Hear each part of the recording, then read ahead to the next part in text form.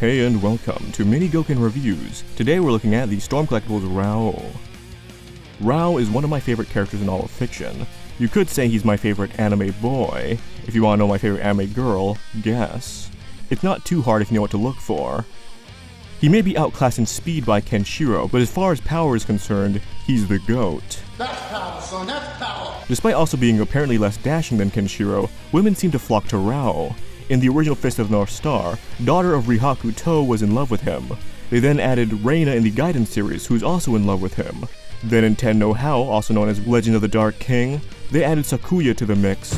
Dude is well loved, including by yours truly. You see, when I was 10, Raoh was the coolest guy ever. What's incredible is that still hasn't changed. I cannot stress to you how much I love this guy, and not in a weird way. We'll get to that. Eventually.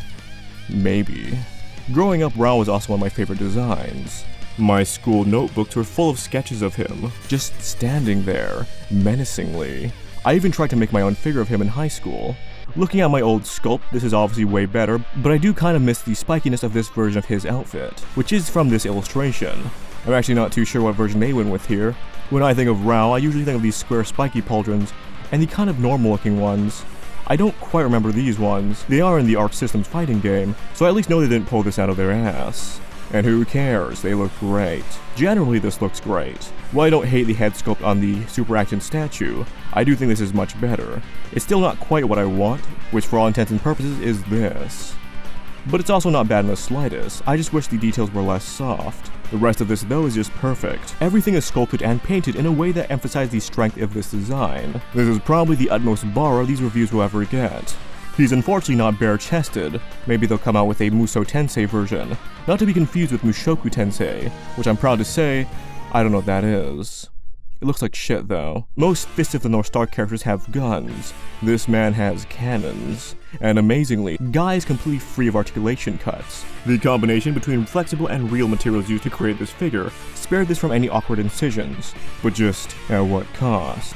Unfortunately, this is not a question I can answer. Only time will tell if this will withstand. I will say currently it feels like everything is going to last. But feelings can be fickle, much like articulation.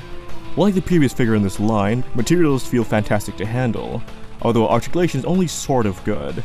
While it's cool that the arms are seamless, it does look a bit weird when bent, and for some reason his neck can't move much. Maybe it's just too thick. Speaking of thick, these leather pants are noticeably thicker than Kenshiro's pants. Okay, so sometimes I say things and I don't actually know what I'm talking about. In the Kenshiro video, I said that it was bad that this used real leather, but see actually it's a pretty good thing that this uses real leather. It's not completely ideal as there's still some potential for breakage, but not nearly as much as what I suggested would be better, which is faux leather. Apparently that shit frays like crazy, and is probably what my fucked up wallet is made out of. I still would have preferred if no fraying materials were used at all, but actual leather isn't the worst, as it can be maintained with oils, which I wasn't aware of. As much as I strive to live up to his greatness, I'm no Van Darkholm. Anyway.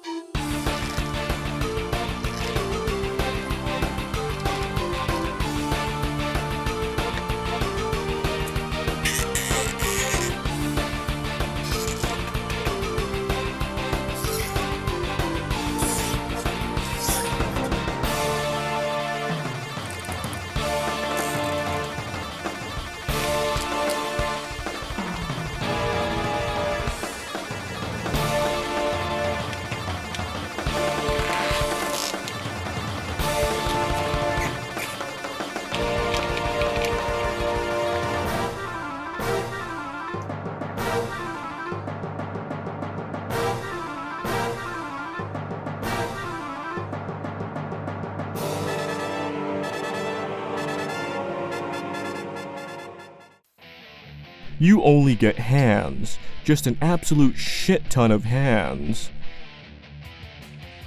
Even though you just want to pose him like this.